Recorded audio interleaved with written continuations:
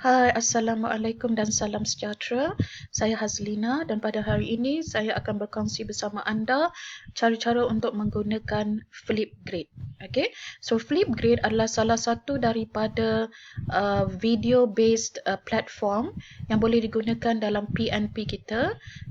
Contohnya untuk sesi perbincangan, sesi reflective learning, tempat untuk bertanya soalan, discussion, ataupun untuk membuat pembentangan. Okay. So the first thing yang kita perlu buat adalah kita type ataupun cari Flipgrid dekat browser kita. Okay, so flipgrid.com.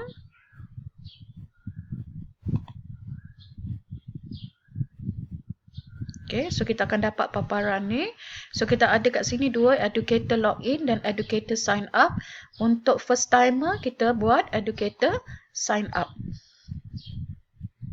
So educator sign up, kita boleh sign up menggunakan Google ataupun sign up menggunakan Microsoft ya.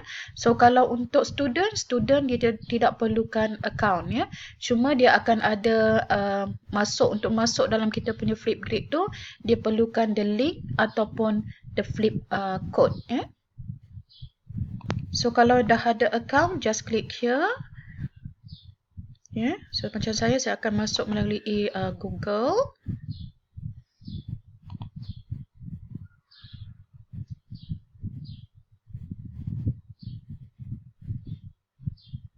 So kita akan dapat paparan ni. Ya, untuk start kita klik add new grades. Okay. So add new grades, kita akan dapat paparan yang ini. So kita masukkanlah maklumat yang diperlukan. So name your grade. Contohnya saya nak buat grade untuk enzyme. Okay. Enzyme lecture 1. Contohnya. Kemudian select a grade type. So grade type ni untuk memudahkan kita untuk kawal siapa-siapa yang masuk join our grid ni. So ada 3 cara dekat sini melalui school email. So school email, students will join using their Microsoft ataupun Google school email. Macam kita ada Google School Email, so boleh pakai yang ini. Ataupun kita guna the student ID, create a list of student IDs to join your group. So yang ini tidak galakkannya lah untuk pelajar-pelajar yang ramai sebab kita perlu create student ID untuk setiap pelajar tersebut. So yang paling mudah sekali, yang paling simple, kita masuk melalui this one, public and PLC. So public and PLC ni share the grid with your network and juga and the world. So public juga boleh masuk, tetapi untuk public masuk dia perlukan the link, the unique link dan juga the unique flip code. Okay. Kemudian create a flip code. Students use this to join your grid. So kita ada sini, yang ini adalah automatically being generated by Flipgrid. Tapi kalau kita nak tukar pun boleh. Contohnya kalau kita nak tukar enzyme lecture 1. Kemudian next. So dia akan keluar yang ni. So ini kita check tadi the public and PLCs. Kemudian kalau kita nak add a password pun boleh. This is optional. So in order to join the grid, dia perlukan the password and also the flip code lah. So kalau tak nak, pelajar boleh masuk menggunakan flip code saja. Kalau nak, just enable this one. So enter the password. Dan password ni perlulah diberikan kepada pelajar. So next. So your grid is ready. So just copy this link. Masukkan, dah hantar kepada pelajar, ataupun kita boleh embed, embed the code. Kita boleh share melalui Microsoft Teams, Google Classroom ataupun Remind. So go to your grid. So this is our grid. So this grid, okay, so kalau kita lihat kat sini kita ada flip code dia. So yang ini yang kita akan beri kepada student. Okay, so kita ada share dekat sini. Kita ada actions, untuk kita edit the grid. So kalau kita klik edit the grid, Okay, so kita akan keluar balik yang ini. So kalau kita nak tukar mana-mana maklumat, kita boleh tukar kat sini. Okay, so futures, kat sini kita boleh tukar futures. Notifications, kalau ada apa-apa ataupun video baru yang masuk ke dalam grid kita, so kita boleh being notified sama ada hari-hari, bi-weekly ataupun every new video, ataupun tak perlu nak notified, ya. So biasanya saya akan letak weekly lah, ya, ataupun daily, ya. Kemudian grid followers allow students to receive email notifications when new topics are created and new videos recorded. So kalau rakan mereka masuk, hantar new videos, kita juga boleh notify the students. So kita boleh juga enable dekat sini kalau nak. Kalau tak nak, just leave it off. Kemudian download and share allow students to download and share after creating their video. Manalah tahu kan ada pelajar yang nak simpan dia punya video tu, so kita boleh enable this one.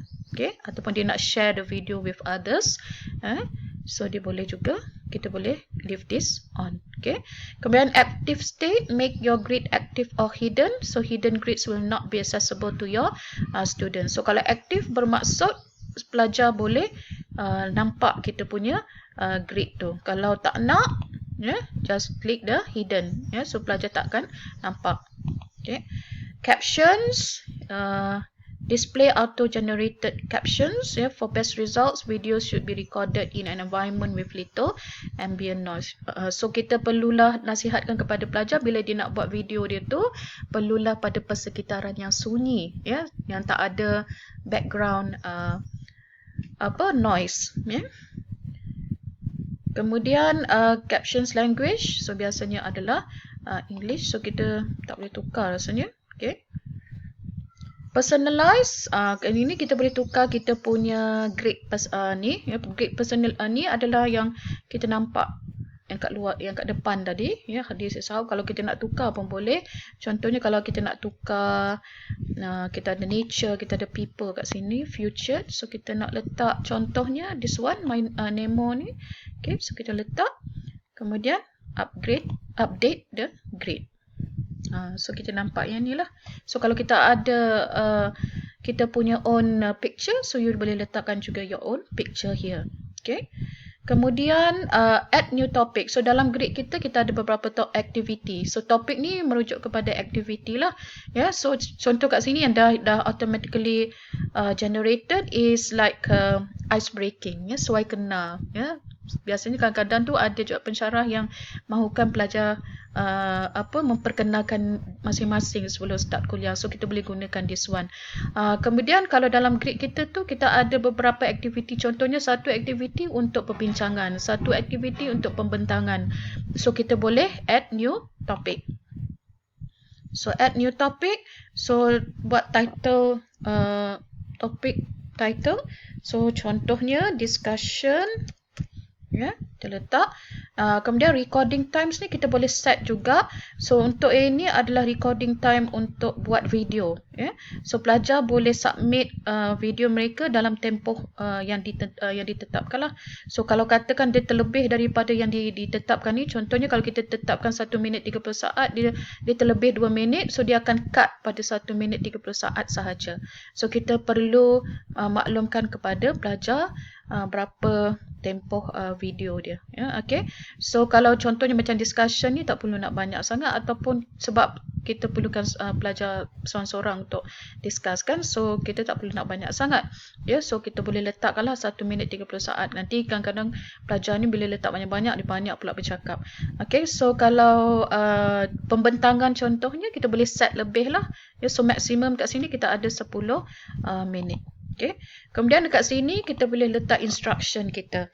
So discuss contohnya about how enzymes can increase the chemical reactions. Okay.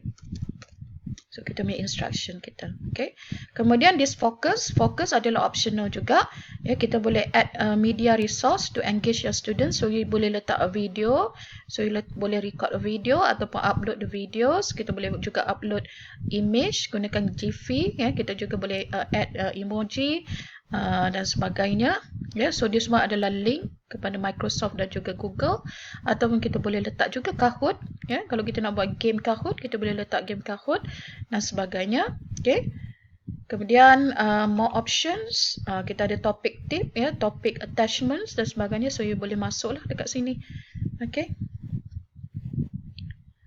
Yang pentingnya kat sini, yang ini yang paling menarik sikit, iaitu video features kita, ya, video and selfie styles.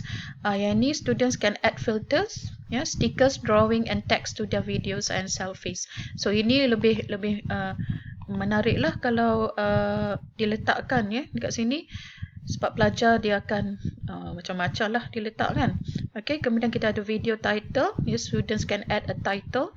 So kita boleh enablekan. So view count, kita boleh tengok juga how the number of views for a video. Ya, kemudian kita boleh letak juga sticky notes, video editing. So video editing ni kemungkinan kita kadang-kadang tu kita tak perlulah kita disable. Because kalau kita enable, the students can trim and rearrange the video clips. Ya. Kemudian the attachment link, so dia depends jugalah untuk apa aktiviti yang kita buat tu. Ya. Kemudian likes, ya. So kalau kita enable this one, so allow students to like another students punya videos contohnya. Okay. So kemudian kita ada juga the feedback punya fungsi dekat sini. Okay, so bolehlah kita buat juga feedback, ya. Kalau kita nak bagi the discussion tu, sama ada kita nak bagi feedback kepada discussion dia, so bolehlah kita set the basic feedback and the custom feedback ni. Okay, so kemudian kita create topic.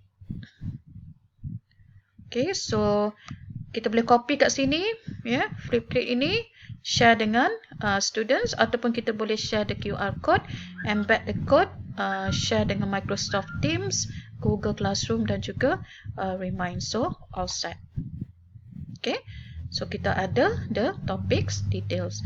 So kalau kita nak letak lagi, bolehlah, ya, topics ni dalam kita punya grades tu, ya, for the next topic. Okay, so yang ini contoh, ya, kalau pelajar masuk, so kita boleh tengok preview kat sini, view as student. So this is how student will see the topics, ya, discussion tu, ya. So discuss about ni, so dia bagi response. So bila dia nak record tu, dia kena klik this button, this green button to record a response. Okay, so itu sahaja, ya, cara-cara untuk menggunakan Flipgrid. So kalau ada sebarang masalah ataupun pertanyaan, bolehlah menghubungi saya. So terima kasih kerana mendengar. Assalamualaikum dan salam sejahtera.